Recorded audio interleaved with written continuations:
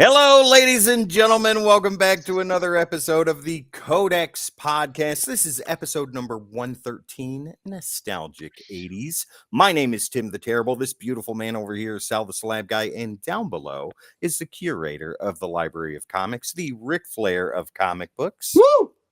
Uncle Gary himself. We've got a hell of a show lined up for you tonight. We've got the rundown with this week's hottest news, the random panel of the week, the F list, the review for Marvel 1985, and so much more. Ladies and gentlemen, before we get started, let's go ahead and get some business out of the way real quick, just so that way you guys know where you can find us if you're lost. Uncle Gary, we got something we want to give to people. What would that be? Oh, man.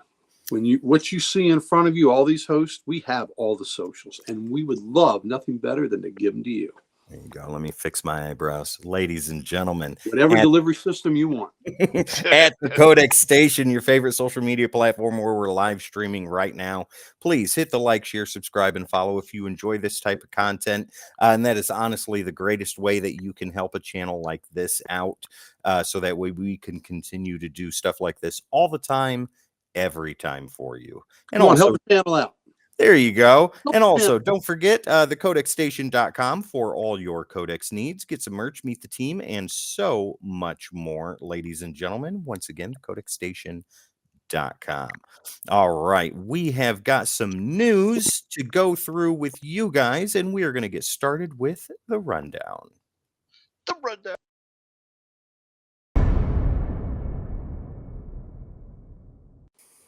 All right, ladies and gentlemen, this week's hottest news, we have the Wolverine popcorn bucket that has debuted all across the internet. It is a sensation, to say the least.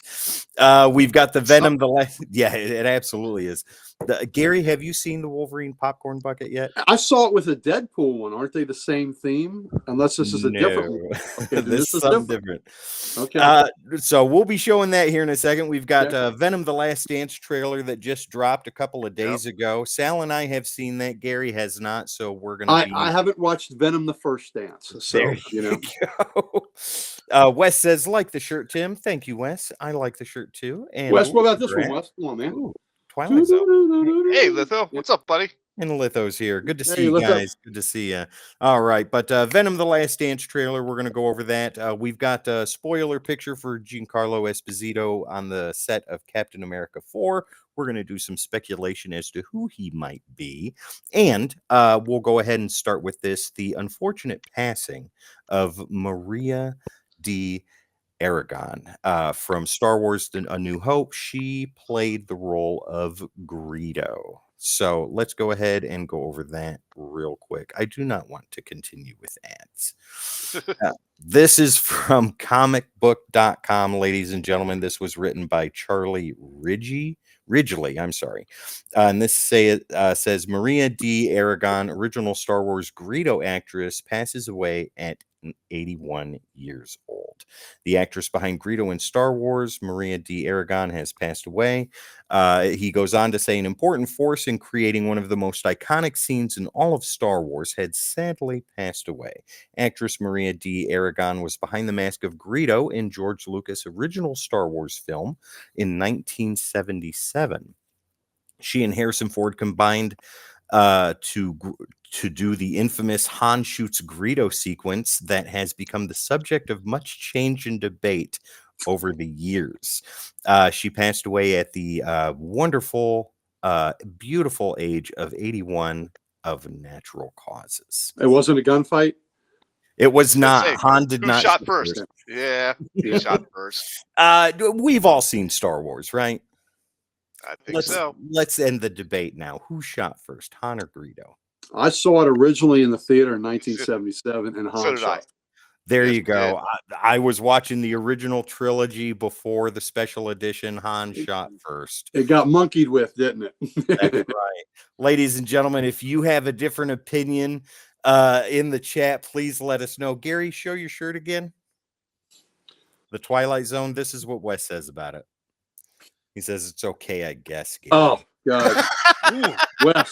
Deb's fight words. Wes, just when I think that you're a number one, I got to take you back to what letter? Is he on the F list for saying that? Twilight Zone, my favorite show of all time, one of the most influential shows of all time. Let me guess, Wes, you're an Outer Limits guy? Yeah, but well, you know what? Maybe he's just not liking the shirt, and it's not the show. Wes, do you want to see what's under the shirt? Would that do better for you? Maybe yeah, that was show him the guns. The shirt. The jungle. You want to see you want to run through the jungle, Wes? Ladies and you must gentlemen, have run through that jungle, baby. This is a family show. Jungle there, baby. Oh my God! He wants to be greased down in honey and run through that jungle. Wes, wow, now the body that the shirt includes that I'm interested in. Oh God! Well, Wes, I can't fault your taste there. So there you go. You know. Speaking of including the body, let's go ahead and just do this right now. Gary, are you ready for the Wolverine popcorn bucket? Let's do this. There you go. I have not seen this. Here we go. Wow. Okay. So I saw a bucket earlier that was kind of like that, where the mouth wasn't so wide. It looked like popcorn was vomiting out of it with him and Deadpool. But this one looks even bigger. Okay. Oh my God. I love the addition of the tongue at the bottom. That is perfect. Ladies and gentlemen, get your popcorn buckets. Oh my God. So if he eats or drinks something scalding, I guess the tongue will just heal itself. That's true. That's true. Absolutely. 110%. Wolverine even looks angry there. Yeah, wow. That's you know what? I guess that's every dentist's dream to have that kind of a workspace, you know. Yeah. Don't gum me to death, Logan. Wow. Wow. Oh my Lord. Adamantium teeth would be bad, wouldn't it? Oh my God. Let's see here. Chat's got some response. I saw a stupid discussion absolutely on another board that said, why isn't Wolverine's teeth covered in adamantium? Aren't your teeth bones? Oh, well, yeah. I was like, I'm gonna pass on this conversation right now. I've been seeing some great memes with that bucket in them. That's fantastic. You know what? I think the teeth are a little bit different though. With the enamels and all. Yeah, it's not quite bone. It's not quite bone. Well, we know this isn't comic accurate because he doesn't have teeth. So his dentures. Well, he didn't have his dentures in. That's very true. Because Wolverine's kind of old. Yeah. Yeah, he's what, over 100 now? Yeah, he's over 100. He's got something like that. His polydent slipped. Oh my God! He can't. I hate it when that happens. Yeah, he can't eat popcorn with his dentures in. That's one of the things he's got to remove them for, and he's just got to gum them. Oh my Lord! So so Wolverine with that face and that bucket might have been really popular with what Dick Grayson swung in on. So, my Lord! Yeah, we'll be seeing more of that later. Yeah. Speaking of swinging in, let's go ahead and dive right into the Giancarlo Esposito leak. Him on the set of Captain America 4. So, ladies and gentlemen, to preface, spoiler alert. Yeah, this is going to be heavy spoilers. If you don't want to see the picture that I am about to show, and I'll give you a 3-second countdown after I'm done talking. He's not going to. Just close your eyes. Go like this. So that way, like that right there. Exactly. All right. 3, 2, 1. You have been warned. All right. Oh, too late. There we go. There's a GMC truck in it? I know, it's crazy. It's a transformer. All right, one is so the one on the right. Because I see Gene and I see Carlo. Yeah. So obviously this picture is by Christopher Oquendo from ophotography.com. So I have heard several people make speculation remarks as to who he could be, and the 3 that I have heard are completely wrong. One would be Dr. Doom. That is not Dr. Doom. The other would be Mephisto. That is not Mephisto. And the third was Professor X, and that is most certainly not Professor X. No. I did hear. Oh, go ahead, Zach. I heard somebody else too. If what he's wearing is fetish gear, it might be Mephisto. Ooh, that could be. Because get Mephistoed when you're wearing that. Yeah. Now, Sal, what were you going to say? I have no idea.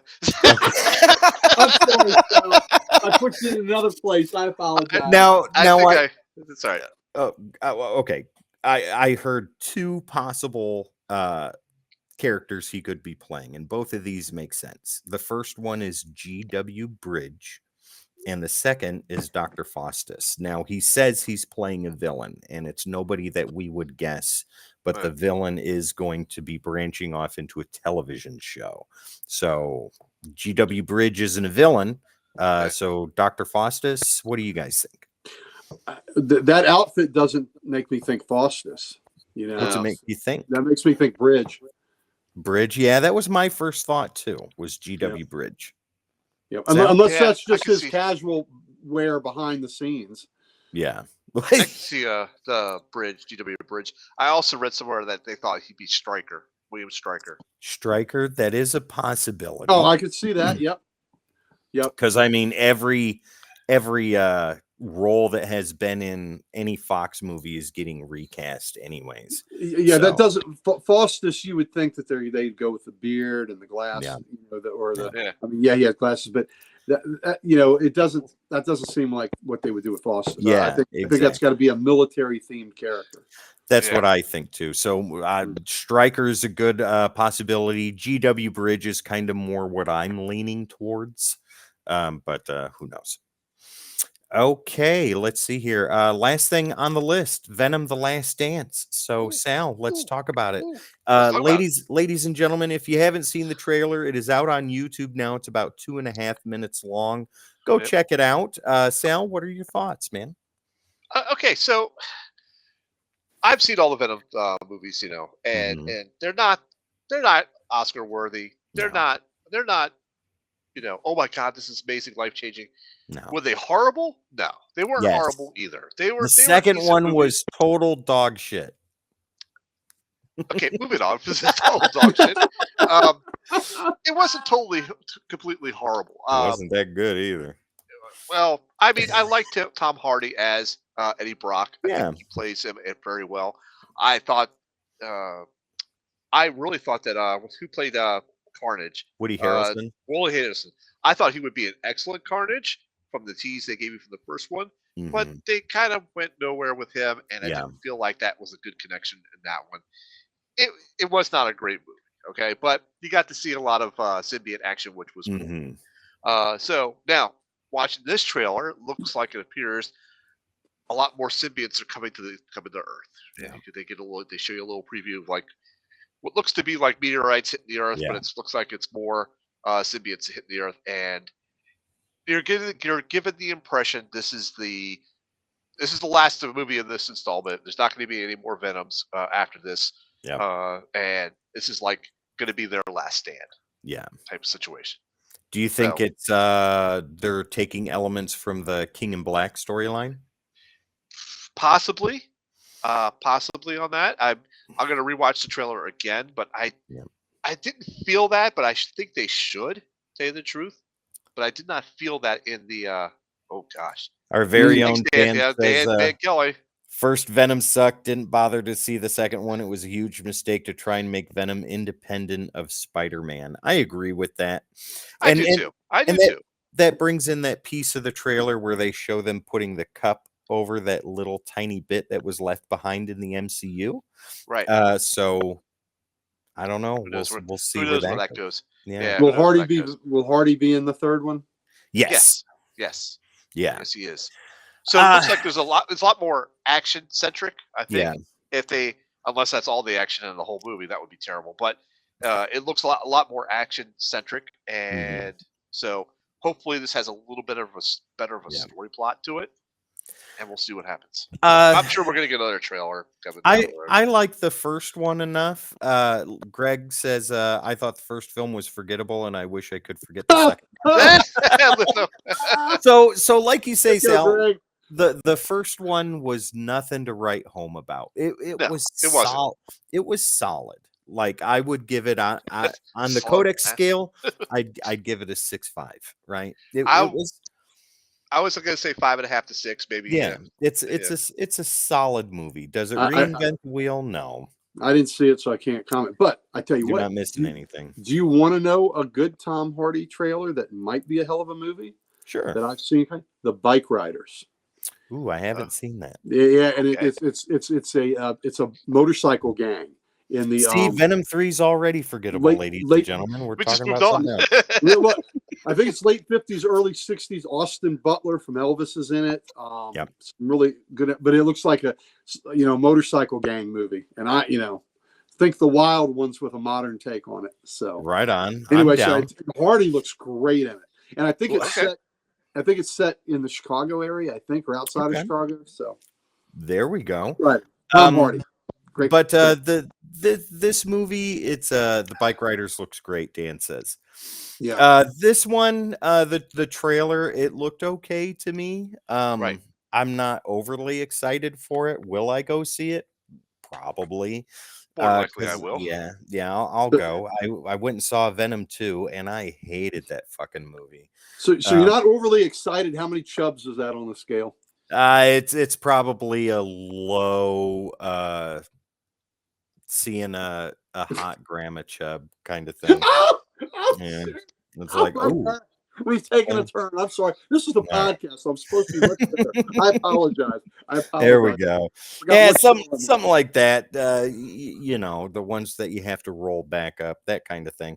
But yeah, beer goggles for this one, ladies and gentlemen. Yeah, I'll go see it, but I'm not super excited about it. Yeah, exactly. I wouldn't say I'm expecting much. I'll go see it and be not expecting much at all. I can't wait for Sony to be done with Marvel movies completely. I agree, because there's another Sony movie that was just absolutely horrible that I watched, and terrible. Look, I know how it feels. Look, Aquaman, my favorite character. I went and saw the second Aquaman movie knowing it was going to be bad. Oh, it was terrible. And I liked the first one enough. And it probably benefited that I had low expectations, and I was pleasantly surprised.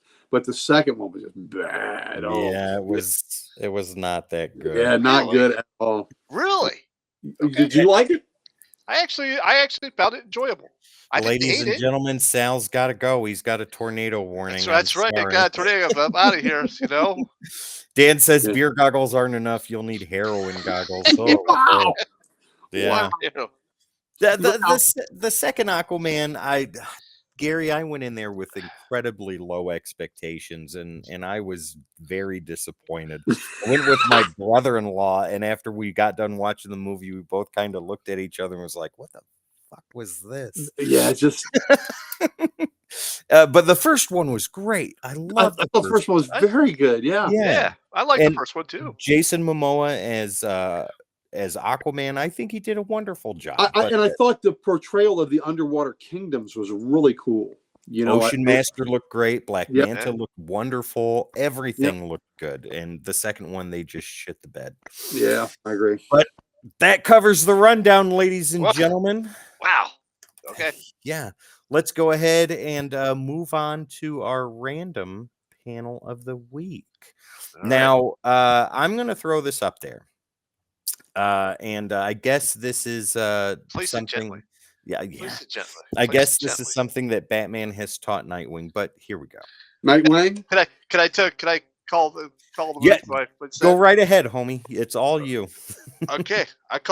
We see this. Nightwing's crashing into looks like a condo with a high-rise apartment. Did you say a condom?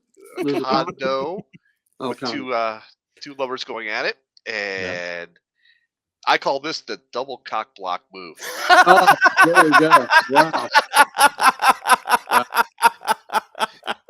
Oh my God. Because I was apprehensive about putting this up to begin with. And Sal, you just took the reins and was like, I'll be back.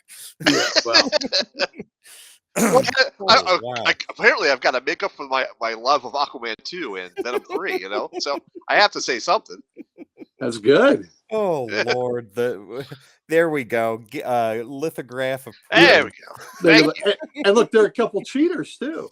Oh my God, they're cheating. And they are. Are they married? Women? Are they married to men or women? Oh yeah, well yeah, because he says, "I wish we were married," and then the other gentleman says, "You mean to each other?" Yeah, so they may be married to other men, but maybe they're married to other women. So what do we think? You know, either way, if they're cheaters, then Nightwing did a Doesn't matter. service. That's right. Well, Nightwing, and so you just added a third dick into the mix. There you Actually, go. Looks like Nightwing's got somebody on his motorcycle. So oh my God! Dan says four-way sausage party. You even need a condom when Nightwing cock blocks like that. Wow! Way to go, Nightwing! I thought you were my wingman. Nightwing bringing another dude, or is he bringing a chick into the party? He is bringing a motorcycle in. That's a dude. There's a dude with him on there, I think. Oh, there is somebody on the bike with him.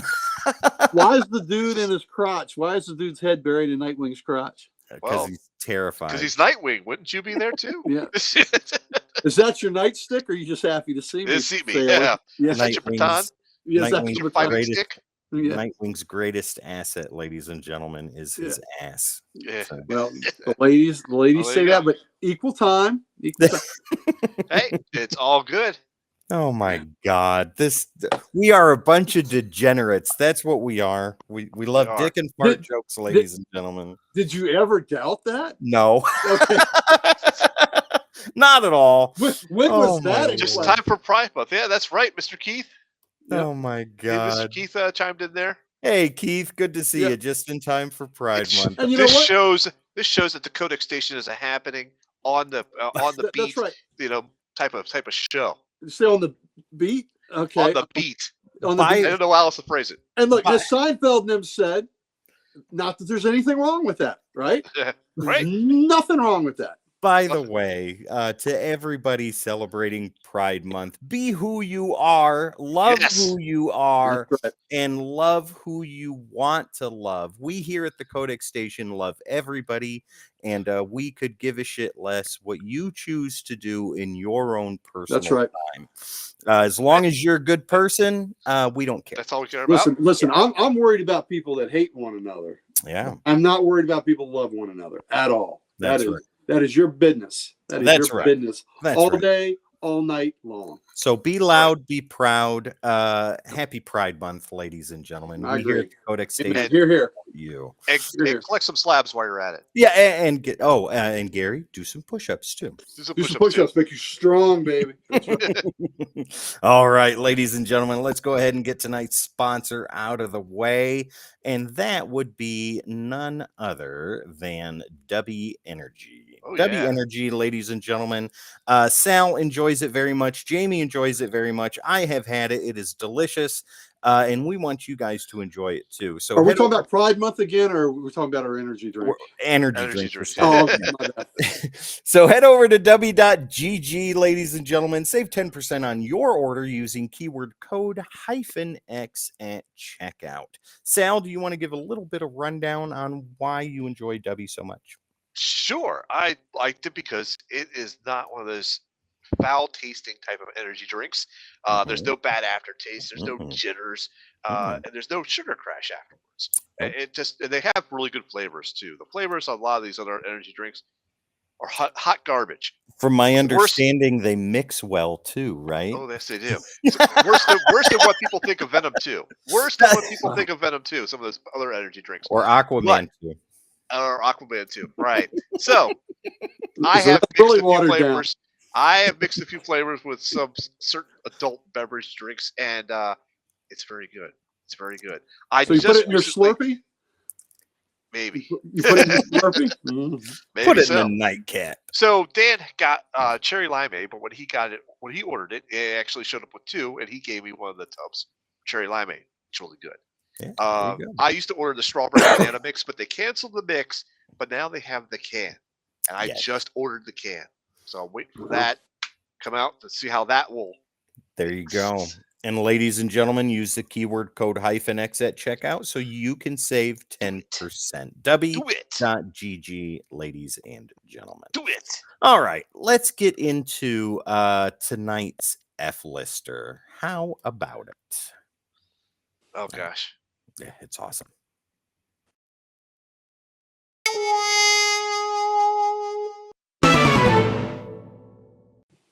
I love that every time. All right, so tonight's F-lister, ladies and gentlemen, Gary has next to no knowledge about this guy, but Sal and I do. So, Gary, I'm just going to put these pictures up and kind of let you guess. All right. All right. And is this is Typeface, right? Yes, Typeface, ladies and Typeface. gentlemen. He says here, we'll find them just as we've found each other, and we'll go on. You can't steal freedom from somebody's heart, Miss Floyd. Then we've got this one here. Who the hell are you, man? I'm your worst nightmare. My worst nightmare has to do with a butter knife, a shoe, and a pair of pygmy rats. Then your second worst. Oh my God. Sonny picked these pictures.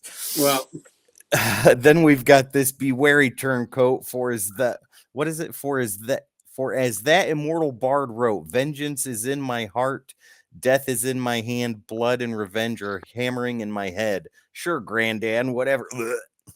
Take heed, urchins, for it is Typeface you face this night. Then we small font. Who? What? Small font. Yeah, there you go. Do you hear me, you purveyors of poisonous rhetoric? Wow. Up close and personal. Wow. Then we've got this glorious thing. Sleep well, my friend, and dream of spider things. Tomorrow will be another day, and a momentous one at that. Let's see here. Wow. Seems like Ariel Bold. Your fight is not mine, Spider-Man. I have other fish to fry, and fry them I shall. Big fish, rich and powerful ones. And that's it. Wow. All right, Gary. So, have at it, homie. What do you got? Okay, I think I know why. This is close to. Wow, that's disturbing. Sonny's heart. Very. Thanks, Sonny. That's very disturbing. So, this fella grew up in the Chicago area, just like Sonny did, and his name is Sidney Letterman. So, Sidney Letterman, and he always fancied himself as a big shot writer, and he decided he would go to the Chicago area school, Northwestern, and he goes to Northwestern, which is very famous for journalism degrees, and he was going to get a journalism degree at Northwestern, and he decided to do a scathing expose on the city pound and how they were wasting money that could have been used to help animals and things like that for the city shelter. But when the expose was printed, they found out that he had made up nothing but lies, and that his stories were fake and they were false, and he tried to make them sensationalistic, and he got booted out of Northwestern, and then he couldn't even go to Chicago Community College because his reputation was so tainted, and it left him bitter, and he likes to fight crime with his vocabulary, and thinks he's really special and better than all the people that he attacks, and he uses the letters, but he's just a bitter, bounced out of journalism school, piece of crap, liar, rejecter of and that's his story. Wow. Okay. And that artwork is horrible too. It is atrocious. Well, look, and that is his artwork, because not only did he write lies, he drew his own stories, and he was bad at that. Ladies and gentlemen. Oh my God. Okay, so this is from the always on point, very accurate Wikipedia. I know Sonny reads from Marvel Fandom, but I'm going to take it a step further and go deep dive. So Typeface. Gordon Thomas, better known as Typeface, is a fictional character appearing in the American comic books published by Marvel Comics. His first appearance is in Peter Parker Spider-Man Volume 2, number 23 from November of 2000, and he was created by Paul Jenkins and Mark Buckingham. I am only going to go into a little bit of this like Sonny does. Well, Sonny goes way into it, but I'm going to go a little bit. So this is according to Wikipedia, ladies and gentlemen, so take it as you will. What little is known about Typeface's past is seen in a flashback. In his civilian life as Gordon Thomas, he fights in an unknown war for the U.S. Army in which he loses his brother Joey. Upon his return to America, Gordon's wife leaves him and takes their son with her. That is the start of supervillain origins. Feeling outcast, Gordon becomes a signsmith. He is happy for a time until a man named George Finch buys the company he is working for, Ace signs, and Gordon is laid off. Gordon starts to hate everything that went wrong in his life and decides to become a supervillain, calling himself Typeface. Well, I was right. He uses a greased pencil to write letters on his face, including a large red R on his forehead for retribution. He begins committing vandalism throughout the city, and while attacking local thugs, he catches the attention of Spider-Man. Typeface uses his giant letters as weapons and manages to defeat the web slinger. After successfully escaping and returning to his apartment, he replaces the R letter on his head with an A for annihilation. Thomas later seeks revenge against George Finch, but is stopped by Spider-Man. Typeface wants to kill Spider-Man for intervening, but when he sees the web slinger being attacked by the spider hybrid, he has a flashback to the words his brother Joey once gave him. Just live, man. Typeface decides to help Spider-Man defeat the spider hybrid and renounces his desire to kill Finch. However, Finch decides to exact revenge on Typeface for humiliating him and finds the remote to the bombs Thomas would have used to kill him. They didn't mention that before. Finch sets them off and demolishes an entire building, and for a time it was believed that Typeface died in an explosion. So there What issue was this first one? Spider-Man, what, 23? Yeah, Spider-Man 23. Adjective. All right. Spider-Man. I sent it to you. I have that issue. I think I have that as well. I know. I sent you a picture of it. You got the cover up? I hold on. I sent it to you in chat. I sent it to you. I got you. All right, ladies and gentlemen, we will go ahead and take a look at this cover here and see the gloriousness that is Typeface's. Ooh, that's a nice cover.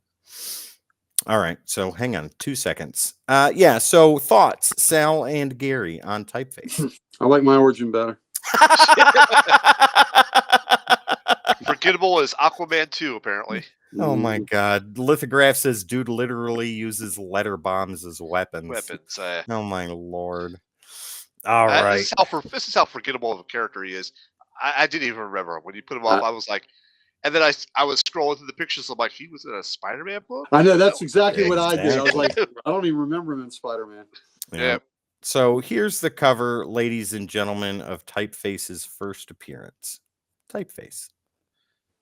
Wow. There you go. Look, he was such a lame character, they couldn't even show him on the cover. Exactly. All right. He didn't even stick around for another issue because he's not in 24 either. Nope. And I don't know. Apparently he died, and then there's a possible resurgence. Who knows? Maybe we'll see him in Secret Wars. Who knows? Who cares? He'll come back as like Ariel font, or he'll come back something as like that. Well, the whole part of this, the most disappointing part of this is he actually beat Spider-Man at one point. It looks like it. He defeated Spider-Man. I'm very disappointed in Peter Parker. Well, with that being said, do you think that Typeface stays on the F list, or does he go up? He stays on the F list, and Spider-Man goes down to the B list. Oh, ouch! Sal. Ouch! Sal, what do you think, man? Oh, he's definitely staying on the F list for sure. There's no way he makes it out of the F list. Spider-Man is demoted to the B list for 2 weeks for this, or no, for a month until the next issue comes out. Spider-Man is on the B list. I'm sure he's got to feel guilty for at least 2 weeks. He's in the penalty box. Penalty he has to go to the penalty box. There we go. Yep.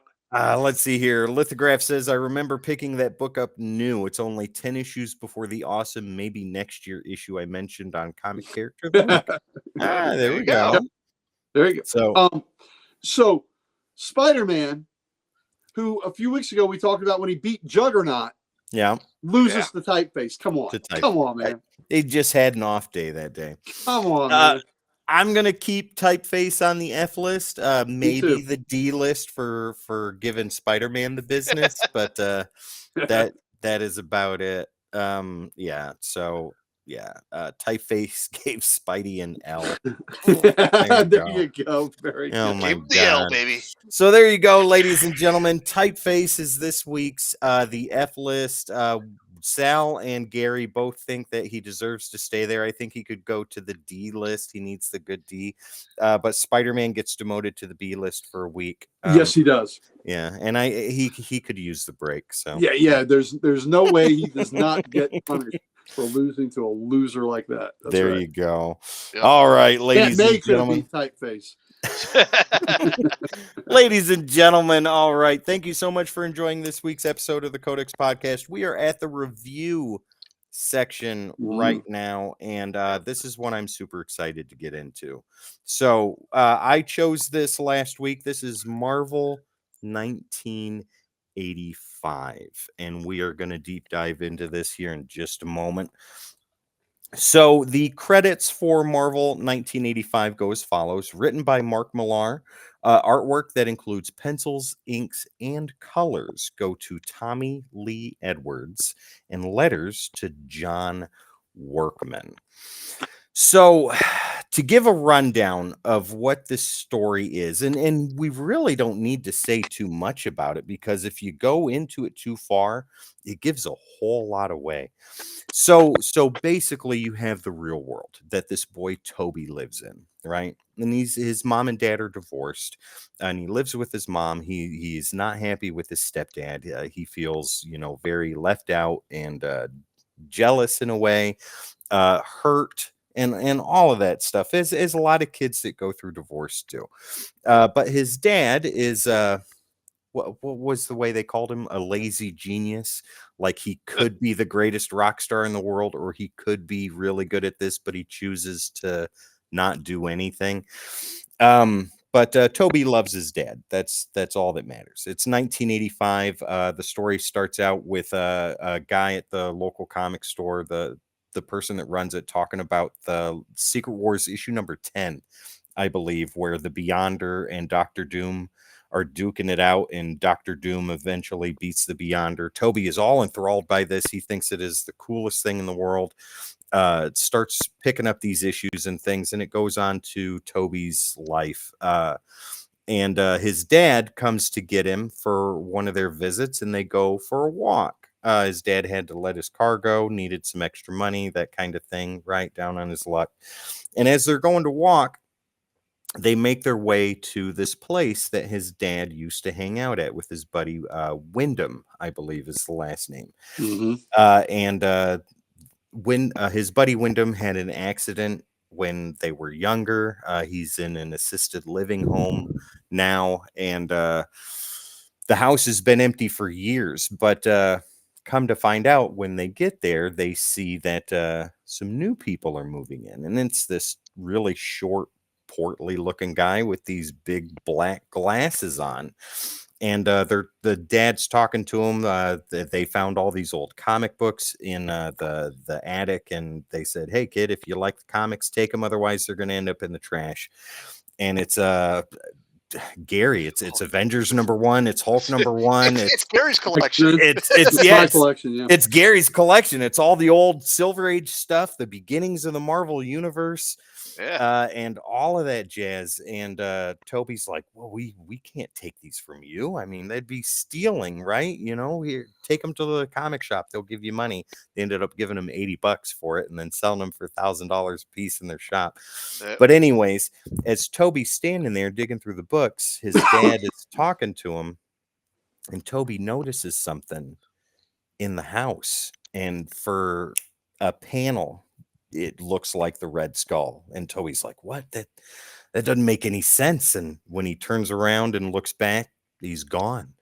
And the little portly guy with the big black glasses, Toby recognizes him, but can't quite put his finger on where he sees him from.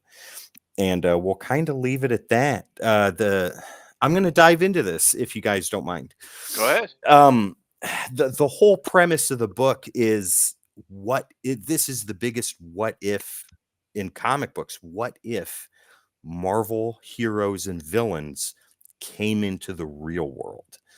And it is done so well. Right out of the bat, I'm going to tell you, this is a 10 out of 10 for me, all the way from start to finish. I absolutely love this story.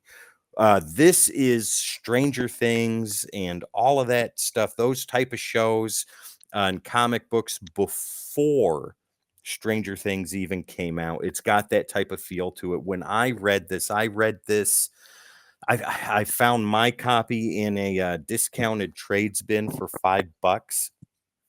Yanked it out. My kids were little at the time, and I can remember sitting in line to pick up my stepkids at the time from school, and I sat there in an hour and a half and read all 6 issues and fell in love with it. And when I got home, I read it again. The Mark Millar's writing is wonderful. The entire story flows like a television show. There is a lot of emotion. There's a lot of drama. There's a lot of action and some incredibly memorable scenes, like the scene where Galactus comes in and you start seeing these things just flying through the air. And Toby's mom and dad, who are divorced, but his dad goes to save her because she stayed in the house waiting for Toby to come back. They're driving and they see all this debris and stuff just start flying and forming into these pieces, and she goes, "What the hell is that?" And he goes, "Oh no." And you just turn around and you see the silhouette of Galactus. In the last page on issue 5, he says, "I hunger."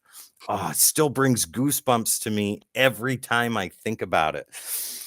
The artwork by Tommy Lee Edwards. Usually I'm not a big fan of this sketch type artwork, but it really fits incredibly well here. And from panel 1, like where it shows Stan Lee and Jack Kirby sitting at the table, and it says, in 1961, Stan Lee and Jack Kirby created the Marvel Universe, or so they thought. So amazing. I can't recommend this enough. Tommy Lee Edwards artwork from pencils, inks, and colors. He did a wonderful job. His style of artwork fit incredibly well with the story.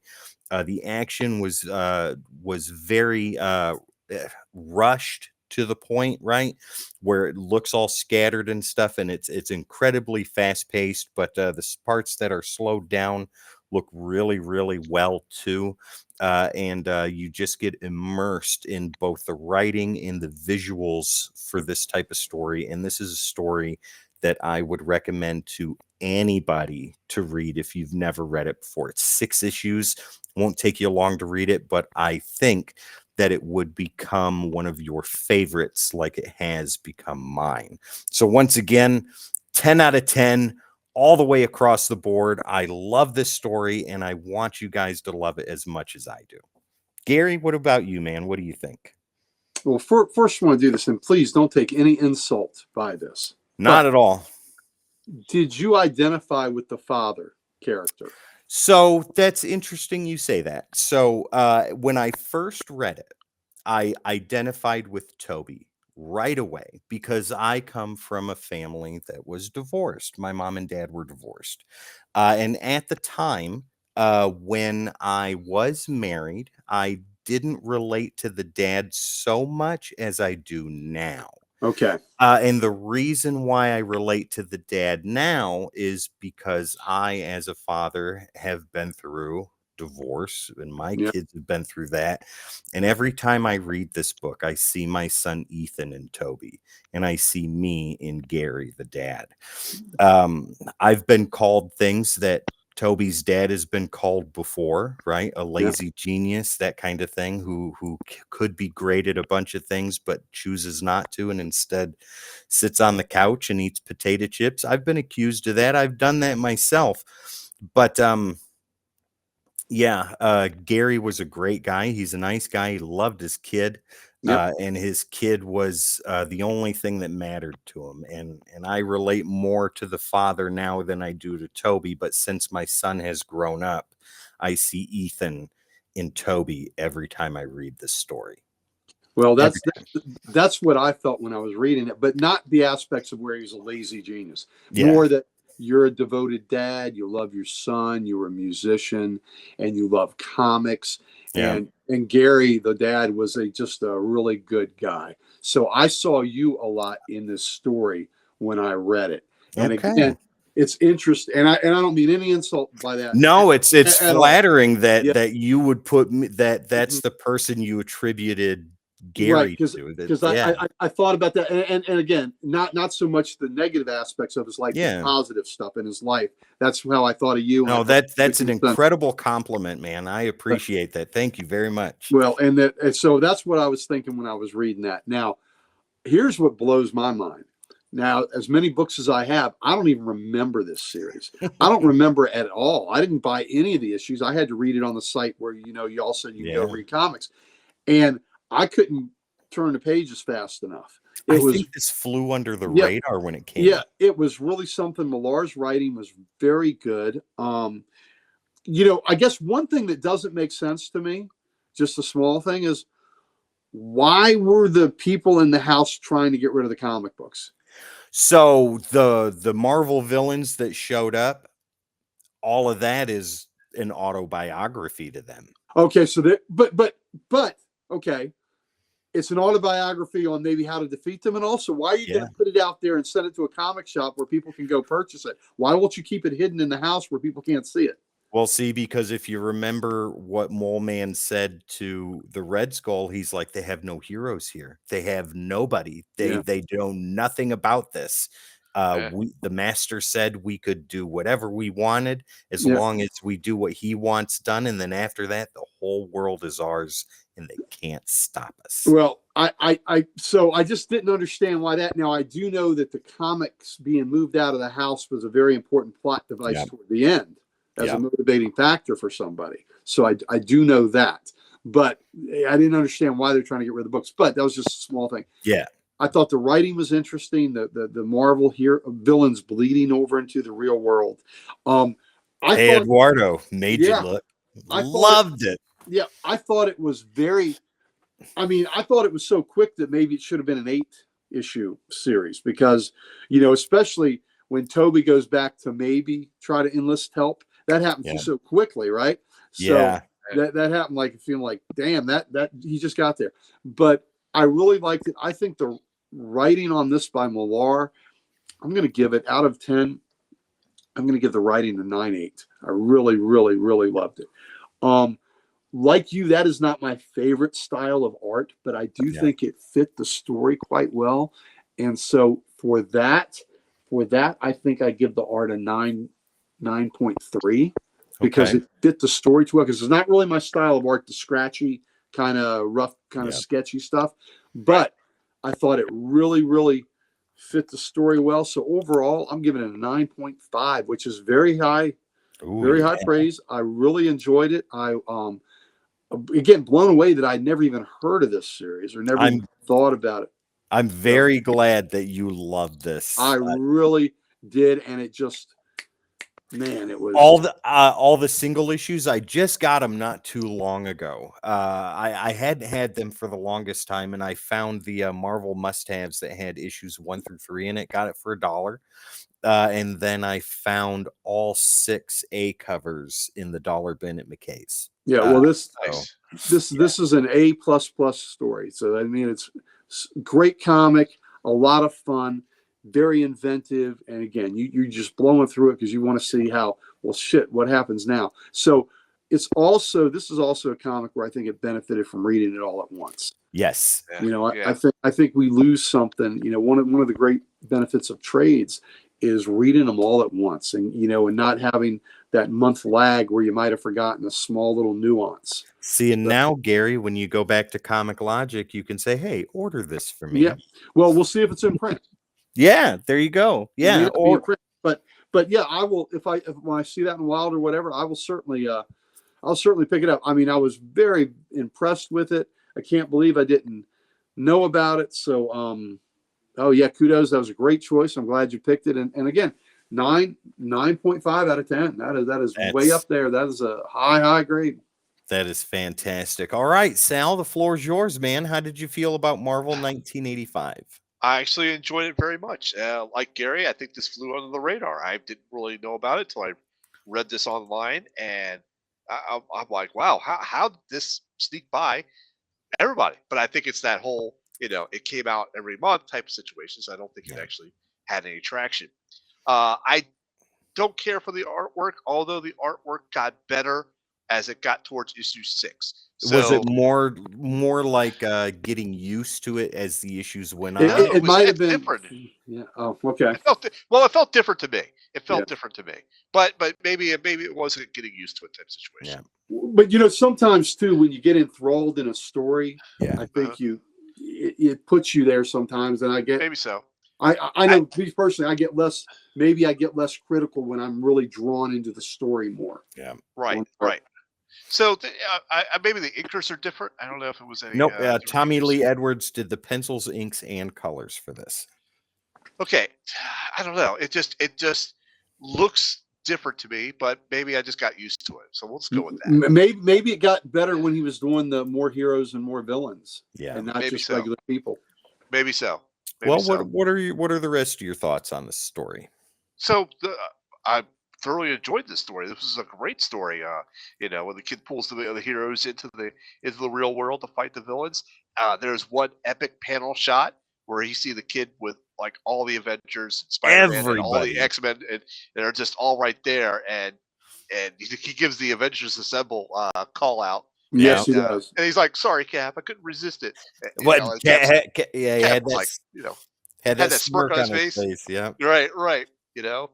And so I liked it. It was very good. It was I thought it was well written, and it flowed perfectly. Could it have been more issues? Definitely.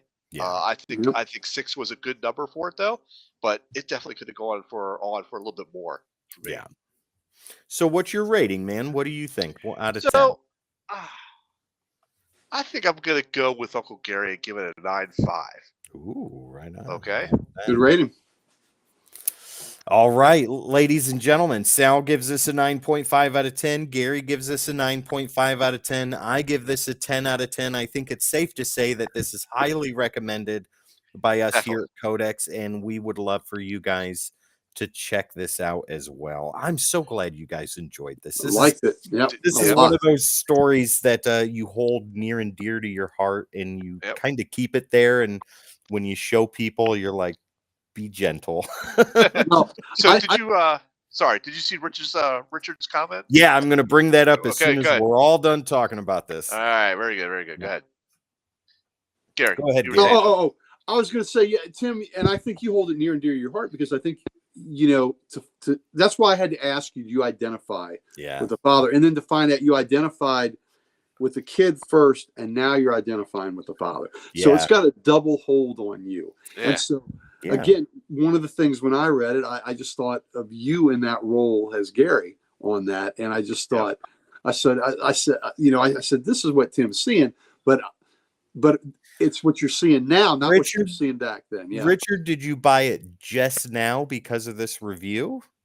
Is that the case, or let me know, please? I'm very curious about that. And when you get it in the mail and you read that the next time you're in the chat after you've read it, please let us know what you thought of that. Okay, so you're curious whether or not he just purchased this, right? Yeah, because while we were talking, because you're bi-curious. That is exactly bi-curious. Yes, I'm BUI. What could be better during Pride Month? Richard, Gary, Richard, you're gonna love this, man. That's what I'm here for. I'm here for the connection. Oh my God, Richard, you're gonna love this, dude. As soon as you're done reading it, please. Ooh, you got the villains cover. That's wonderful. What I'm showing here, this right here, is the A cover for the trade. I think this is the first print of the trade. In the trade, it's got a lot of sketch work and stuff like that. And there's a great introduction by Damon Lindelof in there too that I recommend you take Richard, the time to read. After you review it, post it on the Comic Character of the Day page. Page. Post there so we can all chime in on it. Yeah. And Tim, you just happened to have just picked this up one day. You had no prior knowledge of it. Yeah, so you just grabbed the trade. So I bought this years ago. I think it was 2012. Something like that, or 2013, somewhere in there. And so I was after it had been done, well after it had been created, Oh yeah. I bought it at Snake Eyes Comics in Knoxville, Tennessee. And they had this bargain trades section in their store, and I was digging through there. I had $5 left. Like, I had a stack of books and I had $5 left. I was like, if I can't find anything in here, I'm just gonna go.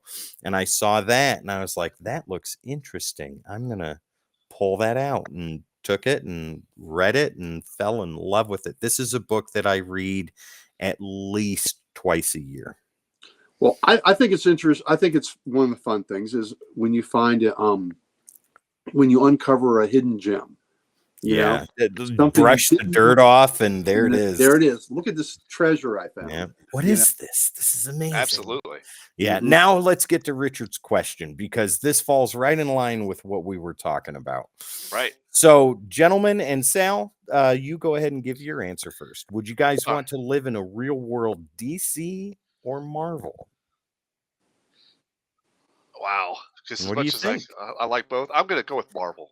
I'm going to go with Marvel. That's a shock. I already know which world you're going for, Gary. Yeah, you already know. Okay. Yeah. But why would you choose Marvel? I don't know. I think because I grew up with mostly Spider-Man. GL was also important to me when I was growing up. So, would you live in New York City? Oh, hell yes. I would be the one to be like, oh, there's going to be a fight here. I'm going to be hanging out for the fight. You know? Oh my God. Gary, we know your answer, so go ahead and tell us why. Well, yeah, of course it's going to be DC, but here's one thing that's interesting about the two worlds. Now, have both of you read JLA Avengers? Yeah. Yes. Okay. Oh, that's great stuff. One of the cool aspects in there when Busick compared the Justice League world and the Avengers world, the Avengers world was slightly smaller. The JLA world was a little bigger, and I think that makes sense when you consider in the DC universe there is a New York City, but there's also Metropolis. Yeah, there's also a Gotham. So you need to have a bigger world to have these other big cities that go along with the major cities. Yeah. But it was when the Avengers and the JLA are going at it. They, at one point, each team is on the other's world, and then they come back together. And they hated it. Yeah, they gripe, and the Avengers and Cap say to they see that the Justice League is revered and worshipped, and these are the great heroes in the world. And Cap says, "How dare you put yourselves up as gods to these people and have them worship you like this?" Yeah. The JLA, who's on the Avengers world, and they see people protesting outside of Avengers Mansion and this and that, and all the gripes and people got. Superman says to them, "What did you do to those people? Why do they hate you?" Yeah. So that is a small. This is what makes Busick great, right? Yeah. That is a small but brilliant observation, right? Because through the Avengers history, they're always outside protesting outside of Avengers Mansion over whatever crap they've done lately. That scene, and that goes into that, like where Flash uses the cosmic treadmill, and he goes into Marvel New York City, and what's the first thing he runs into? Torch and pitchforks chasing this mutant kid down for looking different and being different. And Flash is like, "What the hell's going on, man? Come here, I'll protect you. Don't worry about it." And So you know what? I think I want to live in the DC universe because I think that there's more hope, and there's more, there's more hope, and maybe it's more sanitized and all that, and it doesn't have all the real world grit and troubles and grime that the Marvel universe has. And again, I said real world stuff. So the Marvel universe is more real world, but the DC universe is more idealized. Yeah. And that's where I want to be. I want to be that's more aspirational. More aspirational world. So before I give my answer, Gary, what city in DC would you want to live in? Where's Power Girl located? Where's Power Girl located at? Metropolis, maybe? I don't know. No. You know what? It sure as heck ain't going to be Gotham. I think it's Metropolis. Think so? Okay. Yeah, I think it's well, Gary, I hope you need a roommate because I'm going to choose DC too. Let's go, baby. As much as I love Marvel, and some of my favorite characters are Marvel, I think that I would have a nervous breakdown living in Marvel New York City on a daily basis. Yeah. I think living in Metropolis in DC would be much better for my mental health. Except when Brainiac or Mongol you know where else to live in DC might be better? Smallville. Oh, hey, there we go. Smallville. Yeah. You live in Smallville. Might be nice. Yeah, You know? let's go to a nice town, Gary. Let's go to Smallville, where there's no superheroes at all. No superheroes live in Smallville. Lame. Yeah, I'd have to choose DC. It's and again, I just think the DC world is more aspirational as to what we would like the world to be like for the most part. And here's what I also say about DC and Marvel. Richard's with you, Sal. He's going. Yes. Oh, there you go. So Richard, you guys can bunk up in New York City. Right. Richard, I'm with you on so many things, brother. But you know what?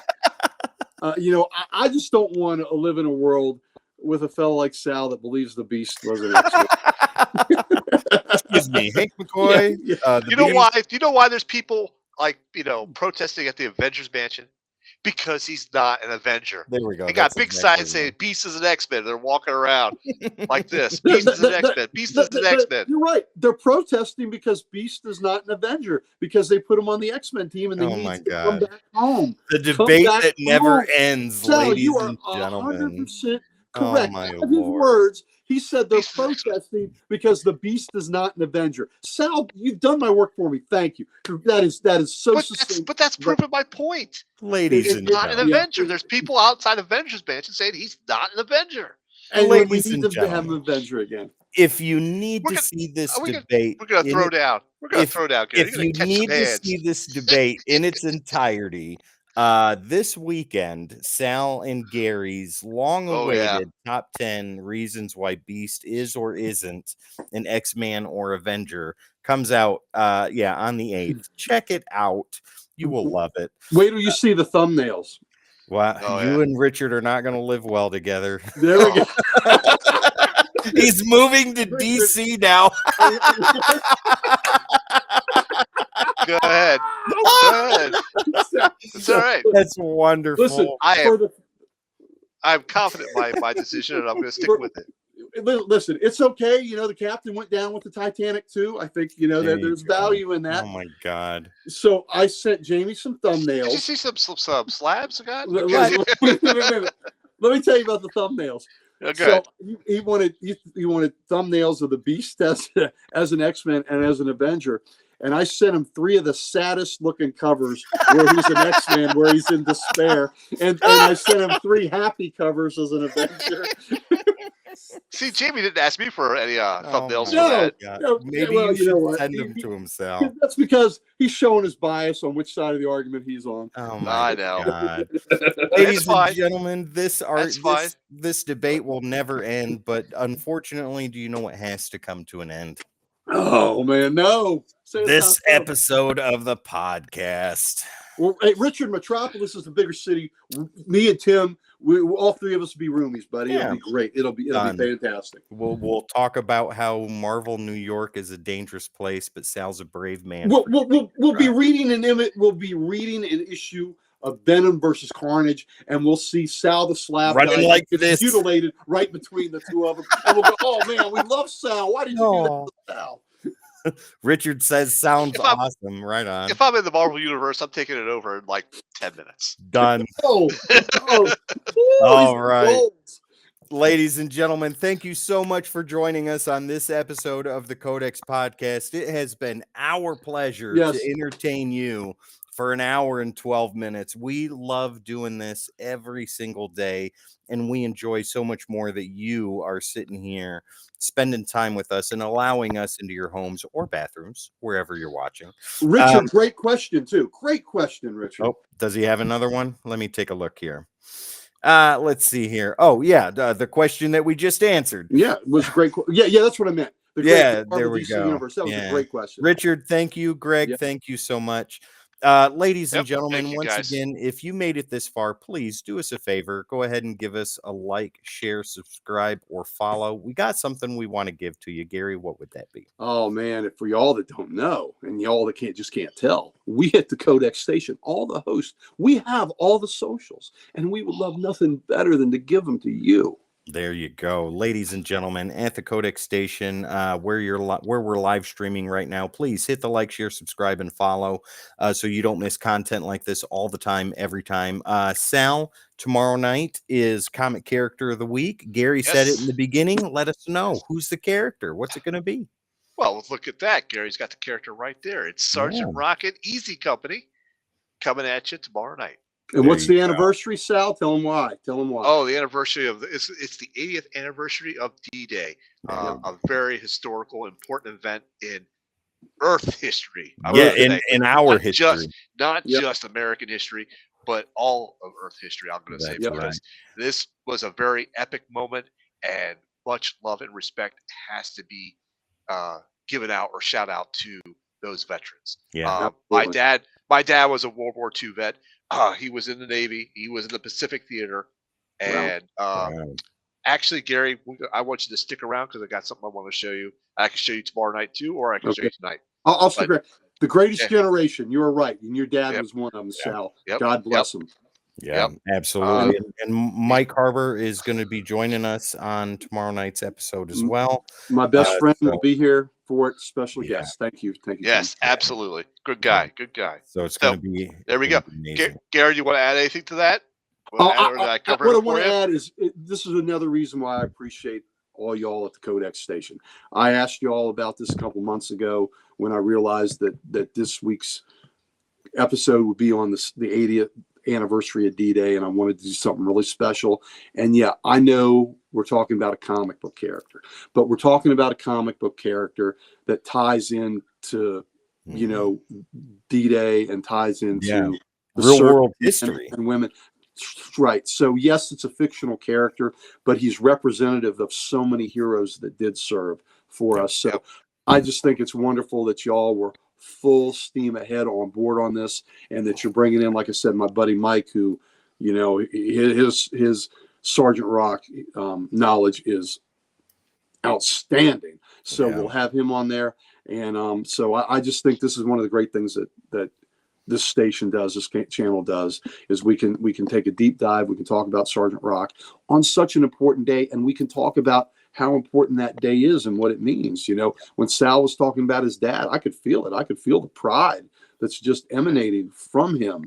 And I've always talked about these issues very much. That I'm thankful for for our servicemen and women who have sacrificed for us. And we just had Memorial Day, and those are that honors the ones that had made the ultimate sacrifice. These men and women that died for us. So I just, again, so I appreciate y'all and having this platform where we can talk about a character like Sergeant Rock, and we can talk about the greatest generation that saved the world. You talk about heroes. We talk about heroes on this show and villains. The greatest generation saved the world. Yeah, 110%. Tim, are you on this show tomorrow night? Yeah, I'll be on tomorrow night. I'm spending all day reading Sergeant Rock. Do it. That's a good way to spend D-Day. Damn right. Ladies and gentlemen, my name is Tim the Terrible. This beautiful man over here is Sal the Slab Guy. Down below is the curator of the Library of Comics, Uncle Gary himself. This is the Codex Podcast, episode number 113, Nostalgic 80s, and we will see you next time. Shout out to Sonny. Get better, buddy. I miss you. That's right. Yep. Yeah, we'll see Sonny next week. But before we see Sonny next week, I need 2 words. Do you want Sonny's gaping holes, or do you want some other gaping holes? Oh, God almighty, I don't know. I'll think about it. Wait. In the random panel of the day, do you think there were gaping holes there? There might have been. Maybe. All right, ladies and gentlemen, we are out of here. We love you. We'll see you next week. Bye.